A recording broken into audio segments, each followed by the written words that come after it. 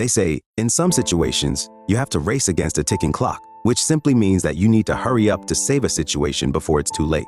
But what if there is no need to save that situation because it can't actually be saved?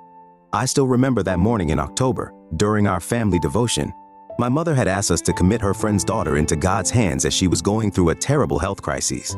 After the prayers, Elle asked my mother what was wrong, and she explained that the young girl is a sickler.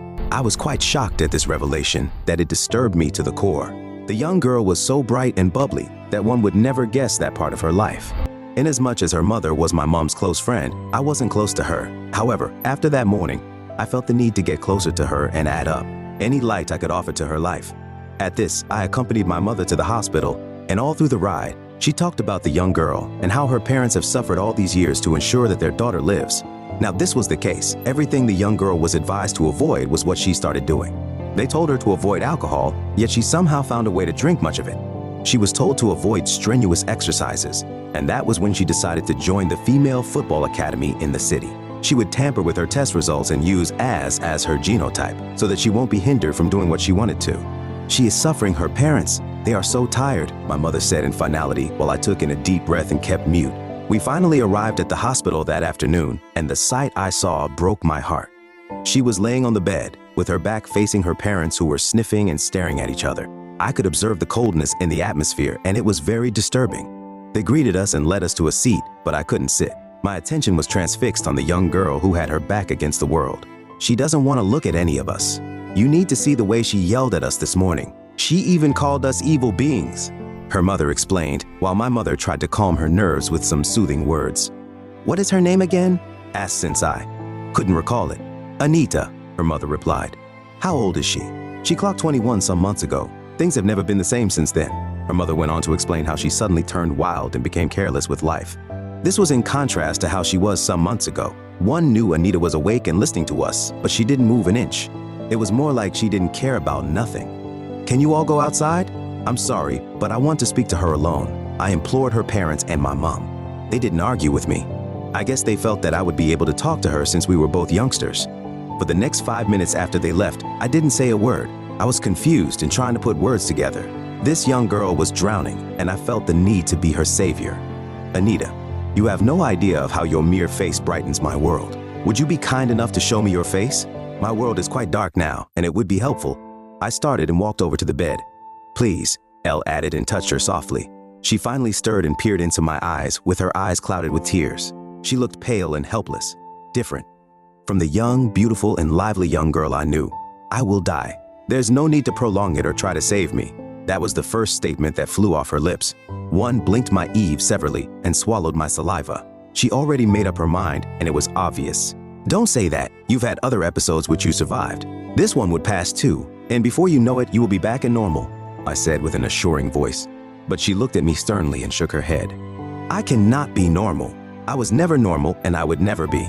The times I tried to be normal landed at the hospital. I want to be on the football team, have fun and party and do things like others.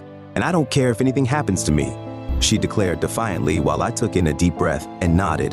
That was all for that day. I didn't see the need to have long talks with her.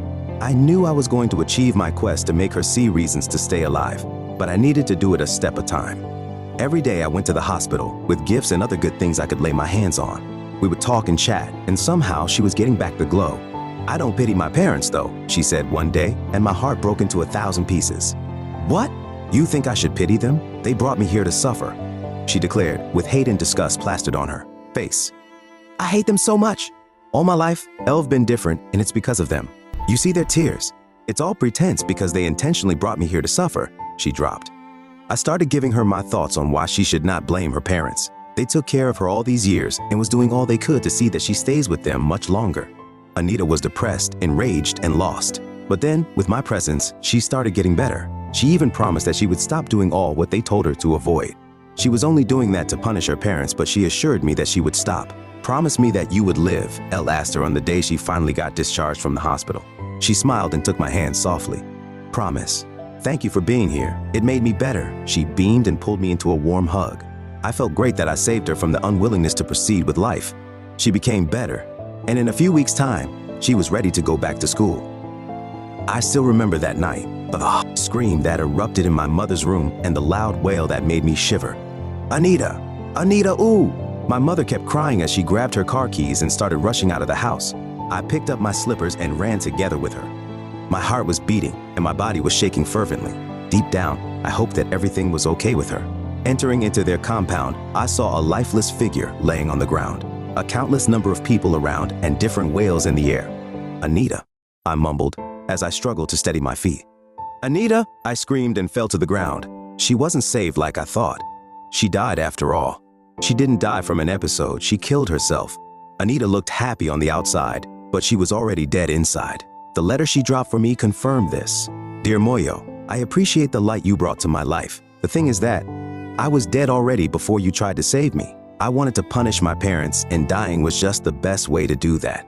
I'm sorry I didn't live up to my promise, but trust me, this is better than life itself. I never had a life, by the way. And I'm glad to end it. I read the letter over and over again as tears poured out of my eyes. I screamed and yelled and slammed my fist on the wall, but she was gone forever.